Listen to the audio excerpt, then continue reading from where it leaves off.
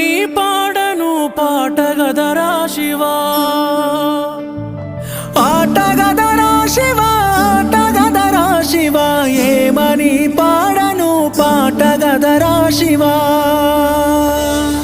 దేహాల మూటల్లి రక్తాల పూతల్లి కన్న తల్లి కడుపు కోతలే నీకు వినబడుతలేదా